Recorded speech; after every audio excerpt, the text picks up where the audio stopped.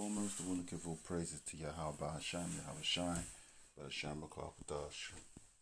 Just gonna go through the Song of Solomon, and this kind of is an interesting book because we got in the Bible, we've got all this prophecy, got all this history, and then right in the middle of it, we've got this kind of love song. So, looking at that's when you look at it carnally, but looking at it spiritually, we can see that. Let's have a quick read what it says.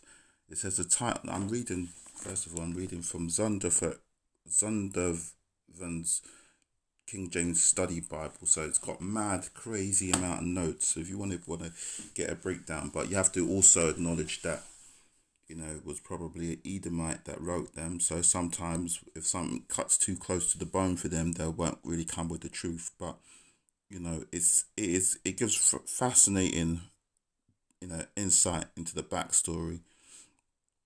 It says the title in the Hebrew text is the Song of Songs, meaning a song for or about Solomon. The phrase Song of Songs means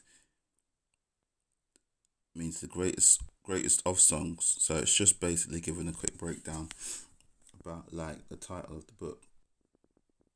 See, it says the understanding of the song contrasts with a long-held view that the song is a allegory of the love relationship between God and Israel. And spiritually, just thinking about it, that's how I felt this book. Like, if we think about, why is there a love song in the middle of us? No, it's in the middle of the Bible. No, it's not just a sort of quick romantic break or putting a love interest into the plot. It's literally understanding how Yahweh Shai sees, who is often described as the groom, perceives the bride. To understand the closeness of the relationship and the intimacy and the love that Yahweh Shai has for Israel. It can be seen as akin to romantic love. It can be seen, and where there are often parallels where they say that if you go and worship other gods, it's as fornication. The fornication is seen as worshipping other gods. So it's really like understanding that kind of close, intimate, spiritual nature and the bond between Yahweh Shai and Israel.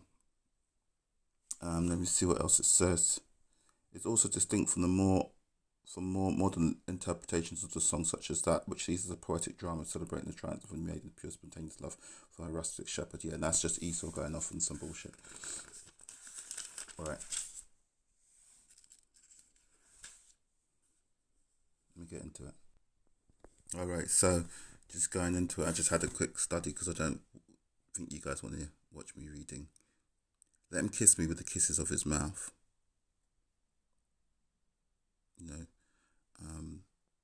For thy love is better than wine. And it's often said in the Bible that wisdom and the love of God is highly prized. Above fine rubies or the gold of Ophir or things like that. Wisdom is highly prized. So the love of God, which is to keep the commandments, and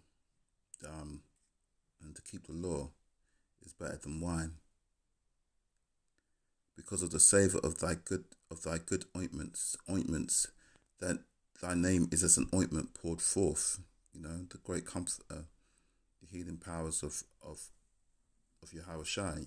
It's the name is part of the word. The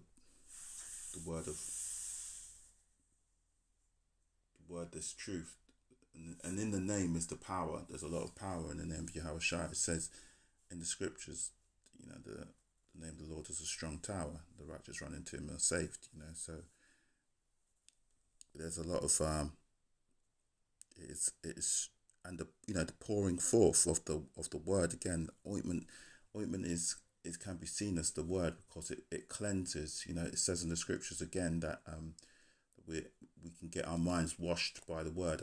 I'll try and find that for you. I kind of butchered it a little bit, but I'll try and find that.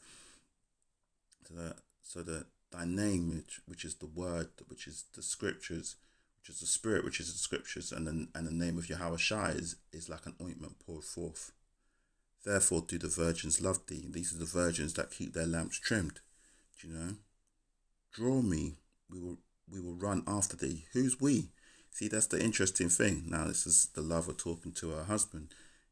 who's we? How comes all of a sudden he's got many husbands? He went, well, he's got many wives, but this is Israel.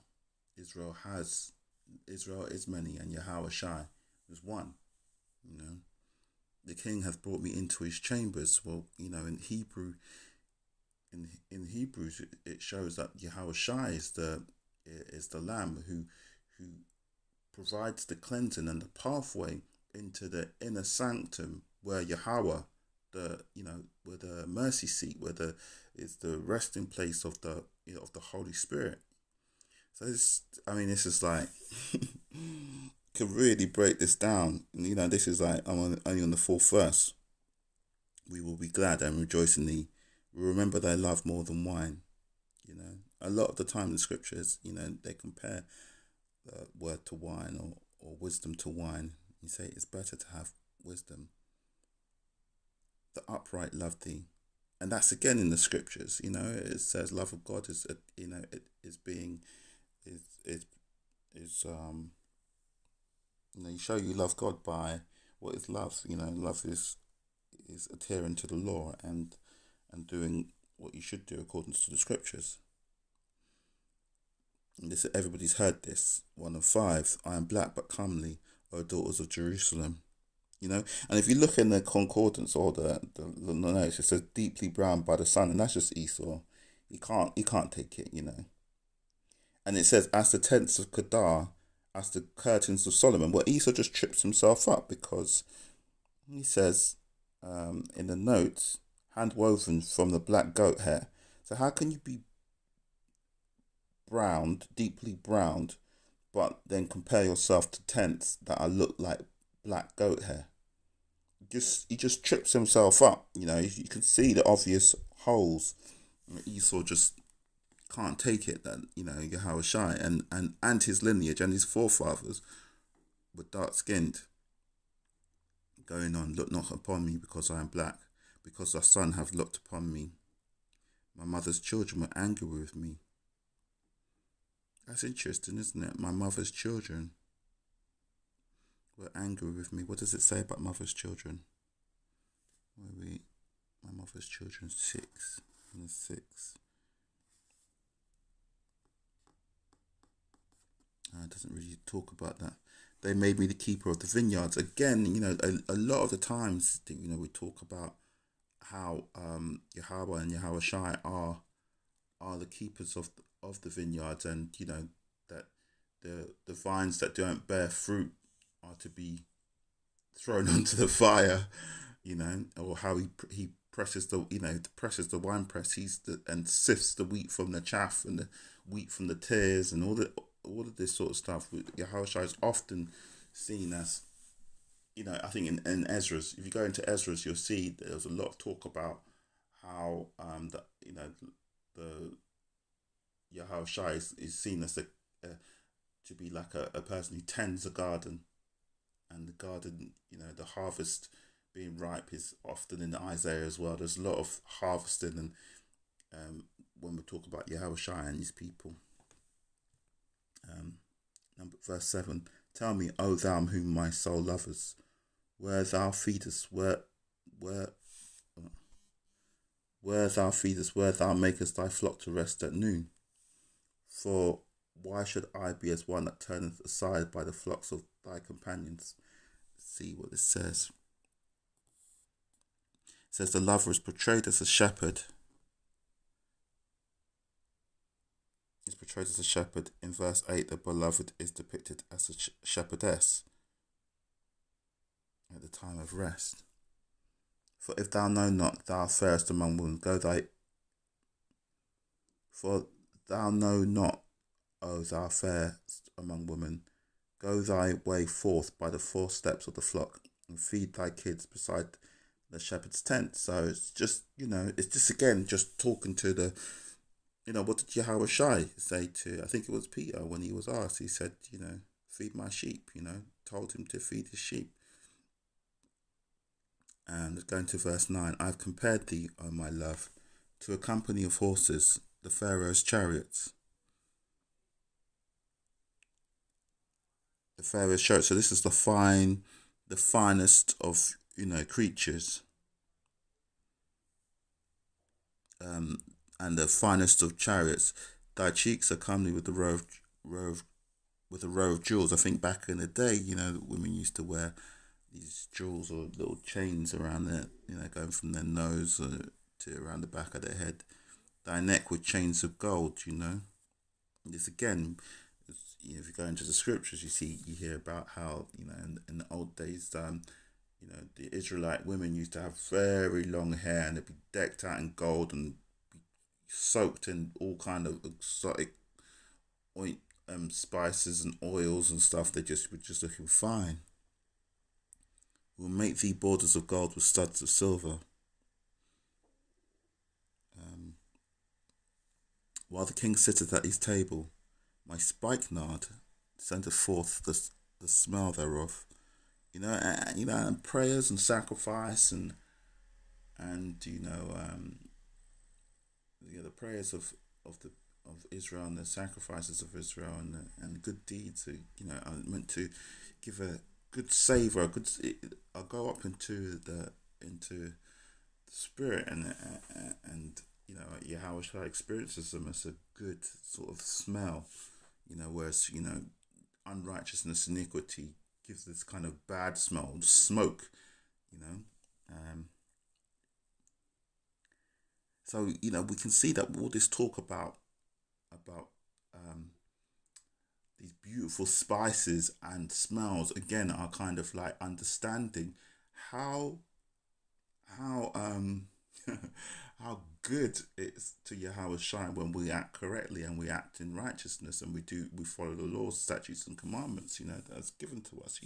How fine. Well, I know it's written that our righteousness is as filthy rags, but if when we are fully in the kingdom and we fully understand how to operate the law perfectly, how kind of attractive, let's say we will be. We'll never come close to the perfectness. Well, we will be in perfectness actually. So but it will make us really attractive, like how this man is seeing this woman. It's a really interesting image. A bundle of words, my well beloved, he shall lie all night betwixt my breasts. So when you snuggle up into your woman, that's how close. How you feel close to a woman. That's how Shai wants to feel with us. But we're just too dirty. We're too corrupt at this moment. Like he wants to be that close to us. He just be chilling with us.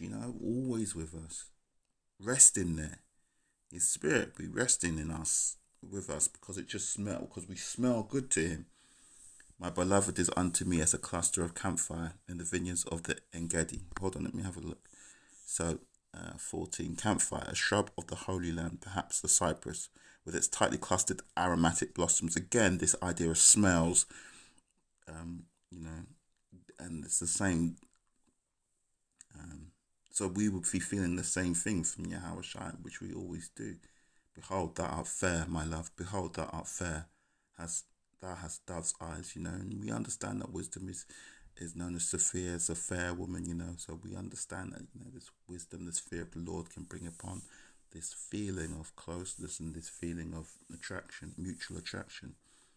Behold, thou art fair, my beloved, yea, pleasant. Also, our bed is green. Let's just see that, because that's kind of luxuriant. The lovers lie together in fields under the trees. Yeah, but green is, for me, green kind of tells me that it's fertile.